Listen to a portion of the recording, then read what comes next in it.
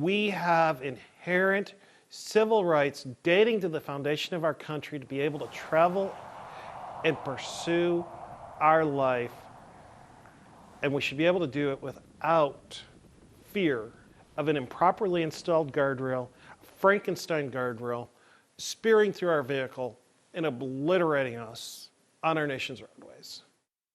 A device meant to save lives has the potential to take lives. We drive by guardrails every day, and probably we don't ever think twice about them. No, we don't. But one man made it his mission to bring attention to guardrails, specifically those installed incorrectly. He says he checked out the ones here in Idaho and found an overwhelming, dangerous, and potentially deadly problem on our roadsides. He brought that problem to our transportation officials.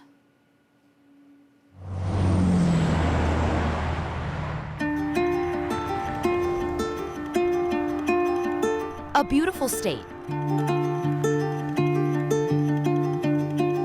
with ugly hazards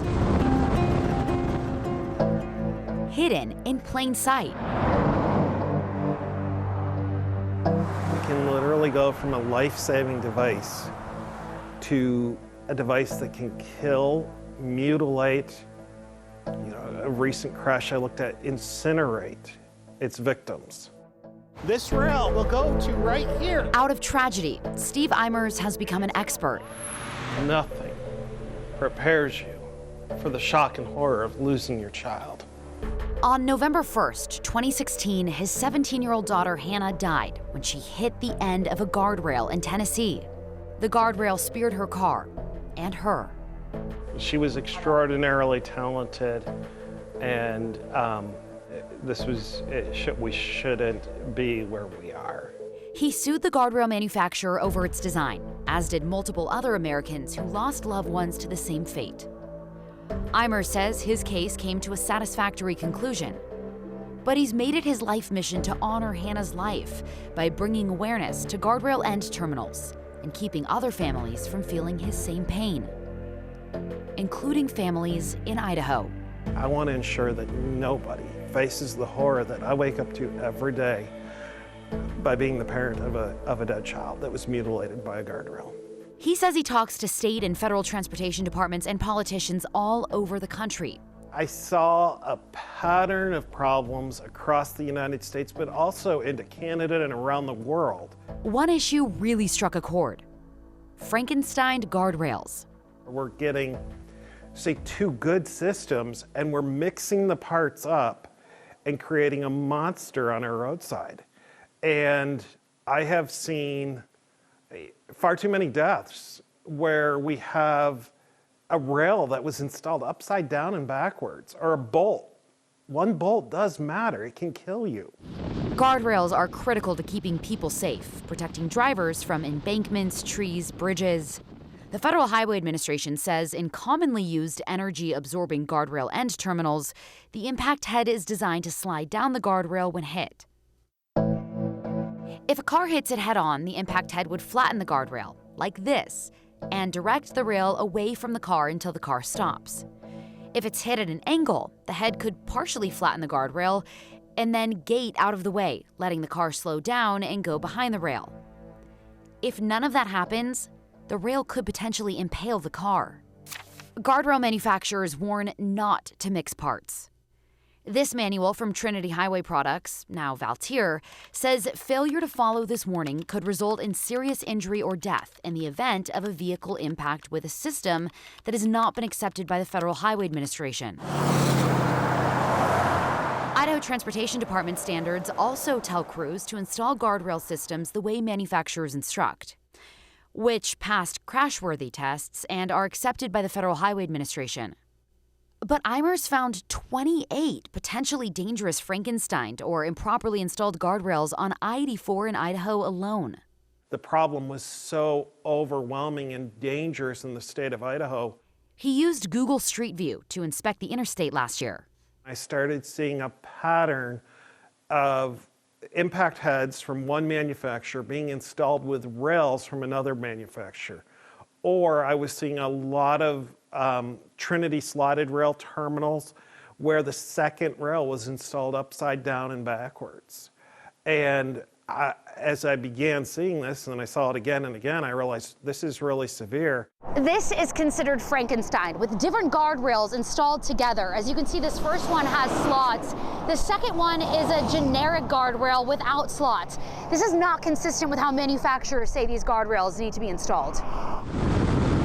Several miles west on I-84 from that guardrail sits one of the worst Frankenstein guardrails Eimers has ever seen. When somebody can make that many mistakes, we are dealing with a lack of inspections, a lack of oversight from ITD, with a lack of training of the installers and contractors. And that's a very expensive mistake, because we're talking about expensive guardrail systems.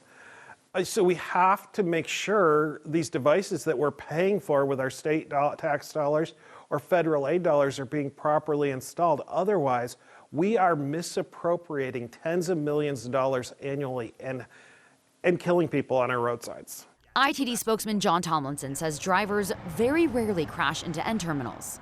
Between 2017 and 2021, 4 people in Idaho died after their car hit a guardrail end terminal.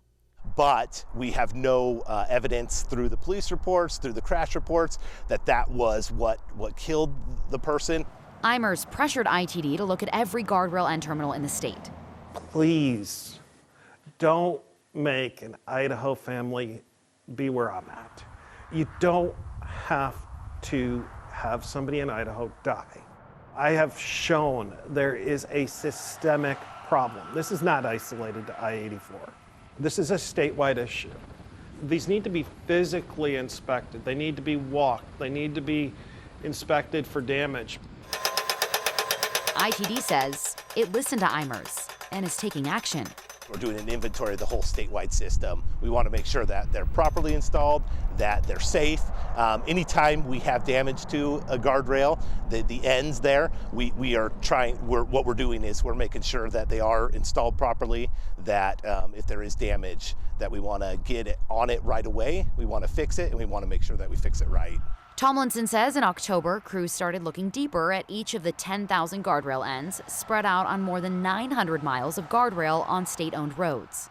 There's no way of knowing, who installed improperly. This is something that we're looking into. That's my ultimate goal when I engage with the state DOT, is to change their culture, but they have to do better training. They have to do better training. Railco from Meridian contracts with ITD to install and occasionally repair guardrails in the state.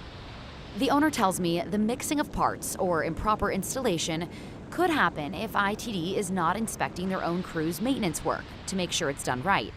When asked why they're installing or repairing guardrails wrong, Tomlinson said it could be due to a backlog of supplies. Now, what we want to do is we want to make sure that we do it to the standards, to the proper standards. And we want to make sure that we have the proper equipment and that we do it right. If ITD finds issues with guardrail ends, Tomlinson says they'll fix them.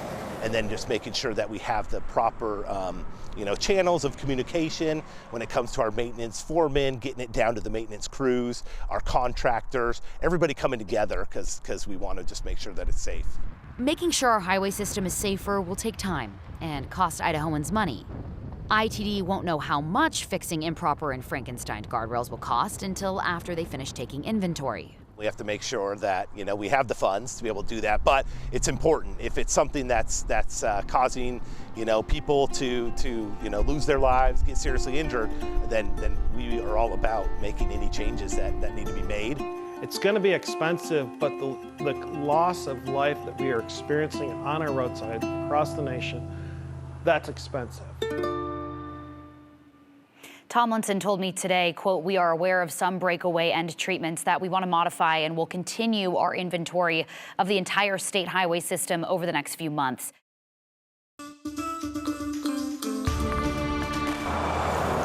These were essentially taking time bombs on the side of the road across the state of Idaho from border to border. After 7 investigates uncovered potentially deadly guardrail end terminals on Idaho's roads, state transportation officials committed to inspecting them. We are fully on board. It is important that we're installing these correctly, that we are maintaining them correctly, and that we're keeping them up to standard like they were initially designed for. Idaho Transportation Department says crews found about 90 of these with mismatched parts, which is less than 1% of all end terminals in the state. It's not about, it's only 1%, or it's even 0.5%, or even 0.25%. For that one person who hits the guardrail, it's 100%. ITD says that possibility pushed them to start replacing all those dangerous guardrails. They tell our Morgan Romero it's to prevent a preventable tragedy on our roads. They serve as a barrier between life and death. But if installed or repaired improperly, guardrails have the potential to do the opposite. Such senseless death on our roadways. It's just so unnecessary. We first talked to Steve Eimers in February. I saw it again and again. I realized this is really severe. After he found dozens of dangerous, potentially deadly guardrail end terminals in Idaho. Dangerous because pieces were installed upside down and backwards, or the guardrail systems were made up of parts from different manufacturers. These Frankensteined guardrails go against those manufacturers and federal regulators' warnings. We have to install them exactly as crash tested. Eimers became an expert and advocate out of tragedy after his daughter Hannah died when she hit the end of a guardrail in Tennessee in 2016. Idaho Transportation Department said if not for you and for our story that we did, they wouldn't have known about all of these issues. So how does that make you feel? It doesn't make it worth it, but it brings more meaning to what happened. Both Eimers and I brought the issue of Frankenstein guardrail end terminals to the Idaho Transportation Department. We want to fix it, and we want to make sure that we fix it right. ITD promised they'd act. We made a commitment that we wanted to make sure that we were checking every single end terminal because we are serious about safety. ITD Public Information Officer John Tomlinson says they're so serious, they inspected all of Idaho's 12,000 guardrail end terminals over the past 6 months. Making sure that these end terminals are as safe as possible. We've looked at them over on the computer, and then we've also done a visual inspection across the state. And he says they're repairing the dozens that need fixing. We found 87 of those that had mismatched parts or needed minor repairs. They found the most on Interstate 15, stretching from the Utah to Montana border. But there are also several Frankenstein guardrails on I-84.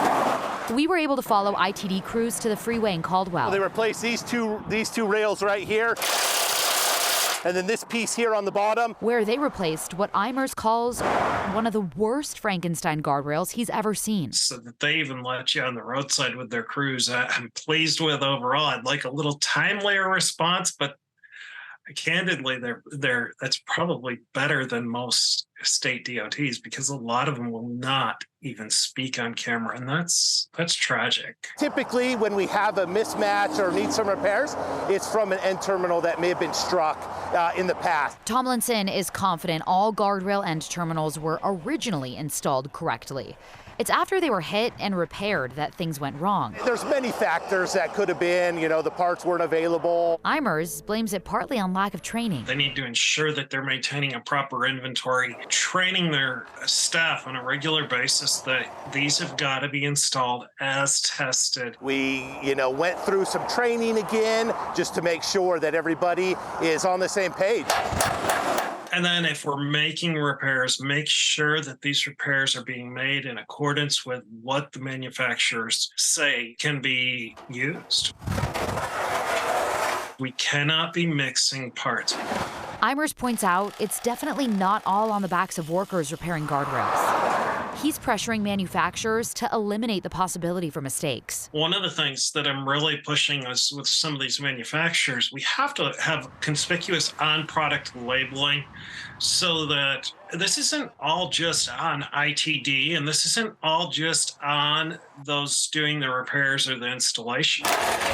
ITD hopes to have all 87 end terminals fixed by winter. We're about a third of the way through with any maintenance and repairs. Restoring that barrier between life and death.